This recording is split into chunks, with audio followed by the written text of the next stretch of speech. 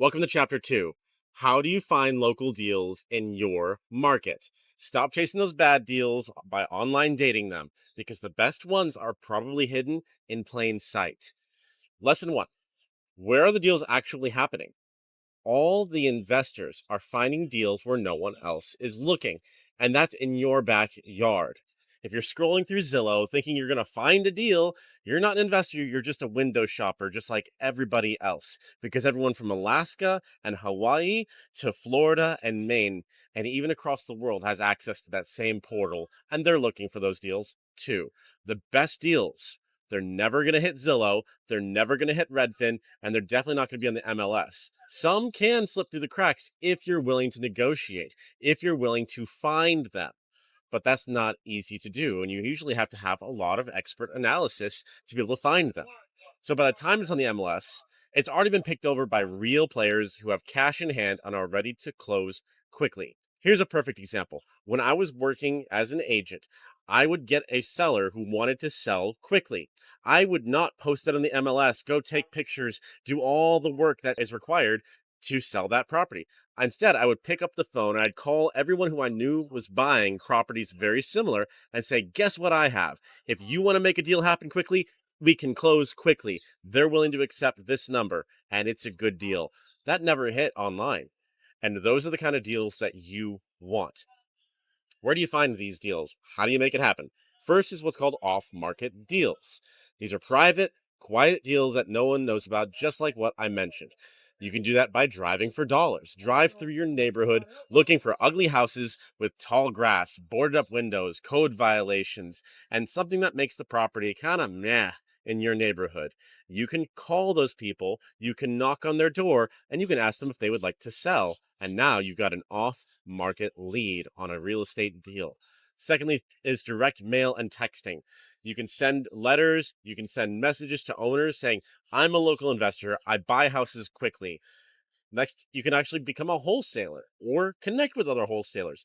Those people have the connections to find off market deals consistently. They have marketing pipelines set up, such as the We Buy Ugly Houses signs on every corner that you see.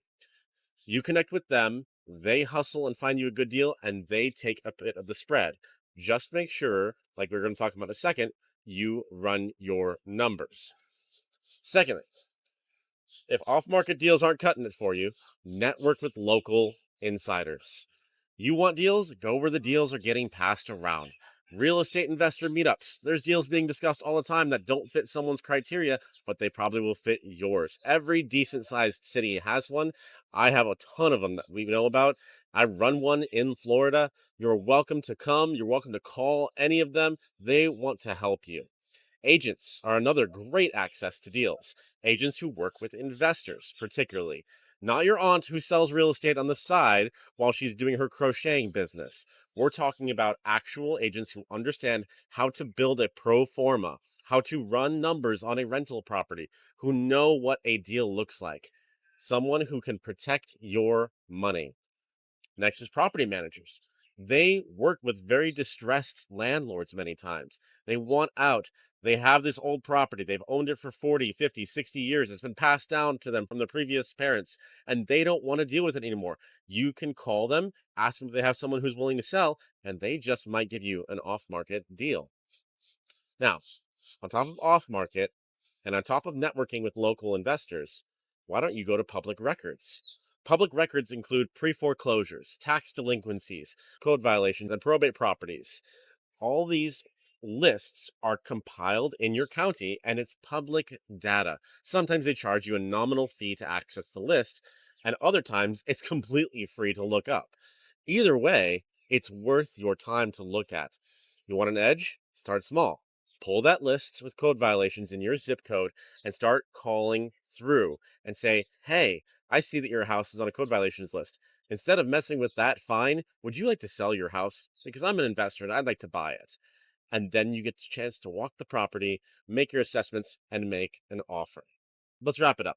Deals are not found, they're created. And the people creating them are not doing it on Zillow.